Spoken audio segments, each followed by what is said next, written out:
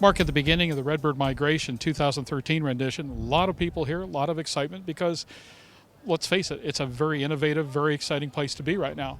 Have you had a chance to get a look-see at what's happening at Redbird yet?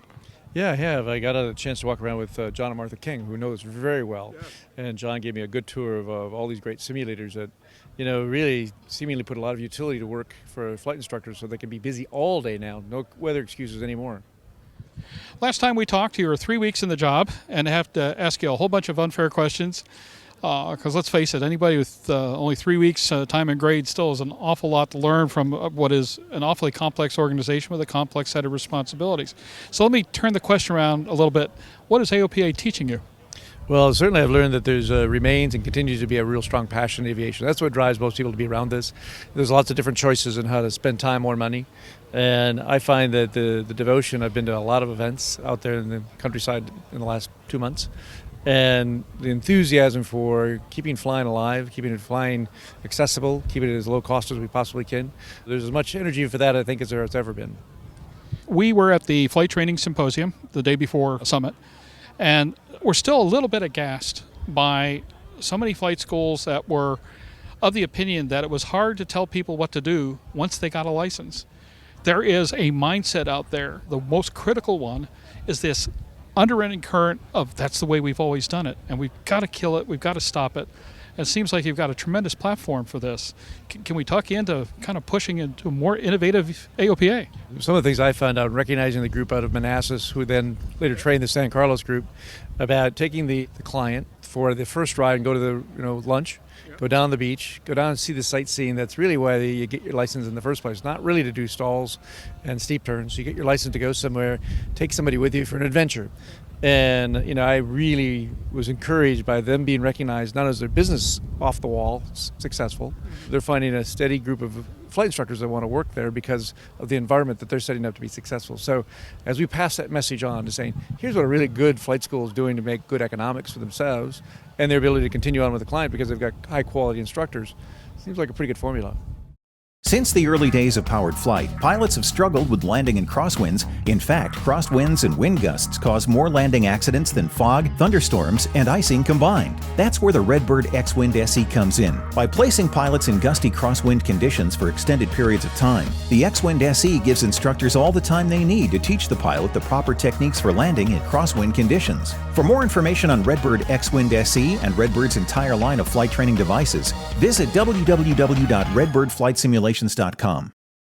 What do you see as some of the potential paths that AOPA might trailblaze at this point to provide solutions for the many ills we face? I mean, everybody will tell you it's too expensive, that the numbers are trending down, that it's a hard thing to communicate. We're in a world right now where social media has got all kinds of exciting things to talk about, and for some reason other airplanes just don't quite fit in yet. Well, Jim, I think we've done some of that to ourselves, as since 9/11, with putting these high fences around these airports, making them look like no trespassing zones. And I think it's time to reopen the airport to the public. By the way, they own the airport. It's public domain. And to make it fun and accessible. We've got to put fun back in our vocabulary as it relates to aviation. I enjoy what I've been able to do for the years of commuting and working as a business tool, using airplanes for that. But at the end of the day, the fun factor has been real. It's something I enjoy taking my family, where they can go pheasant hunting this last weekend in South Dakota in a little airplane. It's fun. And we've got to get that part of the calculus needs to be how to encourage fun and access to airports. And I think people then will make their choices between this and other activities. One of the things that has been expressed to me by the folks that have gotten to know you or met you along the way is that you're the real deal, that you really have an affection for and involvement in aviation, and it's not something that you used haphazard or got you from A to B, that this is something that's really near and dear to your heart. So what are you flying these days and why? Any airplane I can get my hands on is what the answer is. And I just got my Super Cub back from having it. It was restored about 15 years ago, and I haven't even touched it yet because it looks so good in the hangar right now because I had it all touched up again. But I'm looking forward to flying that. I want a 185 on wheels that I fly a lot. I have a Baron that's in the paint shop right now. It's a 1970 Baron. I put 2 new motors on, and it's an old B model, 470s. I've had a couple of other Barons in the past, every one, I guess. But the Barons are awesome, little airplanes. But they're all awesome. And I've got my Beech 18 on straight floats. I'm headed with Florida Friday. I'm headed from Minnesota to Florida on the Beech 18 on straight floats, 1944. And I feel like a bit of a steward taking care of a 1944 airplane. Good for you. What do you want next, though? If you had to go out and pick out something that just really got your attention right now, what's your next airplane? I've been asked that a lot of times. I've had the opportunity to fly a lot of different airplanes and be type rated and, do all the things, even including helicopter. I don't have that kind of aspirational, I got to have the next one. Just give me another 15 minutes with any of them, and I'm okay. Over the past 2 decades, no resource has compiled as much expert-valued information about the sport plane world than the Sport Plane Resource Guide. Over 1,500 pages, hundreds of aircraft, dozens of how-tos and directories. All this and more will be coming to the sport aviation world soon with the new, all-electronic and updatable Sport Plane Resource Guide for your iPad, iPhone, Kindle, tablet, PC, or other electronic devices. Get your order in now. www.sportplane.com. Has AOPA given you the tools that you're going to need or think you're going to need for the foreseeable future to build an AOPA with the direction you're envisioning at this point? Well, yes. I mean, the Board of Trustees, Board of Directors has been extraordinarily supportive of finding ways to continue to protect the freedom to fly, which is our number one avocation and the reason why we exist in the first place since 1939. And the resources that I need moving forward and the support to get whatever needs to be done for the next 75 years is what I'm about to do. And it's my responsibility to make sure that we've got a path forward for the next 75 years. This thing is not an accidental organization when it lasts 75 years.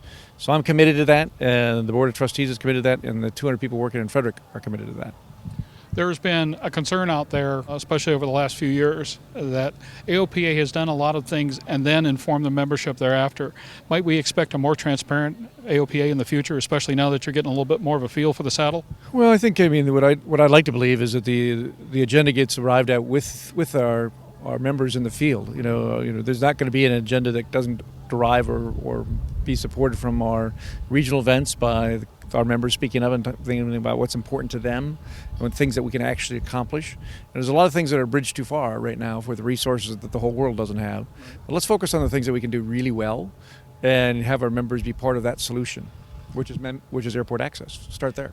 Were some of the recent hard decisions that we did some stories on last week more a result of trying to contain the resources and use resources you have to best effect, or was it a change in direction? Not a change in direction as much as it is, listen, I've been a business guy for all my life, and want to always make sure that revenue and expenses are more or less equal, and thinking that every dollar we spend is a smart one, and not that we wouldn't like to have more dollars and spend other things and support other things. There's a lot of really good endeavors, but I want to make sure we do what we're supposed to do really well first. With Administrator Huerta too busy to make an appearance at Oshkosh and too busy to make an appearance at MBAA, is he at least being accessible to folks like yourself when you've got a problem and issues that have to be raised right now?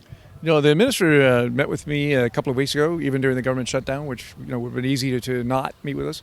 And to his credit, and the small members that were still at the office, they met with us and we talked a lot about the third-class medical, for example. So we really expect an answer one way or the other soon. And he was very well positioned to receive that message. And he said he'll get back to me. So I assume he will. Mark, I thank you for your time. I've certainly enjoyed seeing you here at Redbird. We've watched this amazing facility grow up since the first few weeks before it opened. I think Jerry's doing some really exciting work and at times totally insane work, and we really approve of insanity and radical like dollar fuel, because I guarantee you 10 years from now they'll still be talking about it. This is a cool place to be. Thanks for being here. Thanks, Jim. Thanks for what Jerry does and others like him. It's terrific what can happen in America.